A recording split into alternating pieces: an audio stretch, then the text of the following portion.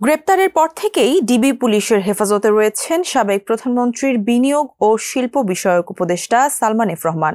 ডিবির জিজ্ঞাসাবাদে নতুন নতুন তথ্য দিচ্ছেন তিনি। এবার সাবেক প্রধানমন্ত্রী শেখ হাসিনা, তার বোন শেখ রেহানা ও ছেলে জয়কে নিয়ে চাঞ্চল্যকর তথ্য দিয়েছেন সালমান এফ রহমান। কি বললেন সাবেক এই উপদেষ্টা, জানাচ্ছেন শেখ ফরিদ।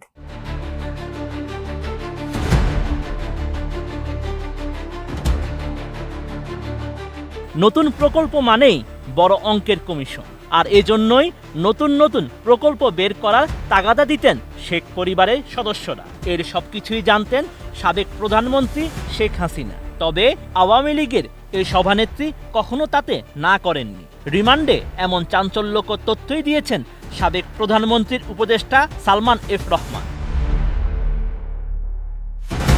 এছাড়া উঠে এসেছে শেখ হাসিনার শাসন আমলে এস আলম প্রায় 1.5 লাখ কোটি টাকার পাচারের তথ্য, আর পাচারের অর্ধেক টাকাই নিয়েছেন শেখ রেহানা ও হাসিনার পুত্র সজীব ওয়াজেদ জয়। এসব অনিয়ম হয় বাংলাদেশ ব্যাংকের তৎকালীন গভর্নর আব্দুর রউফ তালুকদারের সরাসরি তত্ত্বাবধানে। তবে এসব বিষয়ে কেউ কথা বলার সাহস পাননি। কেবল অর্থ পাচার নয়, দেশের ইস্টার্ন রিফাইনারি চিনিকল হাতিয়ে নিলেও এস আলমের বিষয়ে সবাই নীরব ছিলেন বলে জানিয়েছেন সালমান।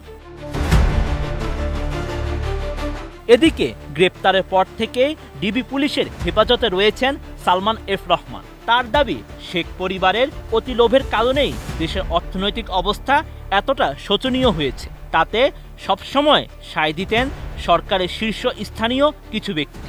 শেখ হাসিনাকে বোঝাতে গিয়ে অনেকে ছিটকে পড়েছেন, কারণ আওয়ামী লীগের এই সভানেত্রী সবসময় তার নিজের সিদ্ধান্তে অটল থাকতেন। শতভাগ মসৃণ ব্রাশ ইম্পেলার নিশ্চিত করে অধিক পানির flow. RFL water pump on করলে পানির তুফান। তদন্ত সূত্রে জানা যায়, রাষ্ট্রায়ত্ত জনতা ব্যাংককে লুটপাটের জন্য বেছে নিয়েছেন সালমান এফ রহমান। তাই নিজের পছন্দের মতো চেয়ারম্যান এবং এমডি নিয়োগ দিতেন। পছন্দ না হলে নিয়োগপ্রাপ্ত ব্যক্তিকে ব্যাংকে যোগদান করতে দিতেন না। কেউ যোগদান করে ফেললেও অনিয়ম, দুর্নীতির অভিযোগ দিয়ে পদত্যাগে বাধ্য করতেন। তেমনই একজন বাণিজ্য মন্ত্রণালয়ের সাবেক সচিব হেদায়েত উল্লাহ আল মামুন। জনতা ব্যাংকের চেয়ারম্যান হিসেবে তাকে নিয়োগ করা হলেও সালমানের পছন্দ না হওয়ায় তিনি যোগদান করতে পারেননি। একইভাবে কেন্দ্রীয় ব্যাংকের সাবেক পরিচালক ডক্টর জামাল উদ্দিন আহমেদ জনতা ব্যাংকের চেয়ারম্যান হিসেবে যোগদান করলেও দুর্নীতির অভিযোগ তোলে তাকে পদত্যাগে বাধ্য করেন। এসব বিষয়ে প্রশ্ন করলেও নীরব থাকেন সাবেক এই উপদেষ্টা।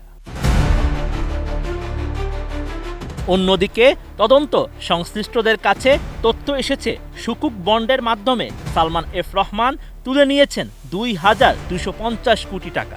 এই বন্ড কেনার জন্য ব্যাংকগুলোকে বাধ্য করেছেন তিনি। প্রথম দিকে ব্যাংকগুলো বিনিয়োগে রাজি না হওয়ায় পরবর্তীতে বাংলাদেশ ব্যাংক থেকে সার্কুলার জারি করানো হয়, যাতে ব্যাংকগুলো বন্ডে বিনিয়োগে বাধ্য হয়। তবে বারবার নিজের অসুস্থতার দোহাই দিয়ে প্রশ্ন এড়িয়ে যাচ্ছেন সালমান। Sheikh Farid, ATN news.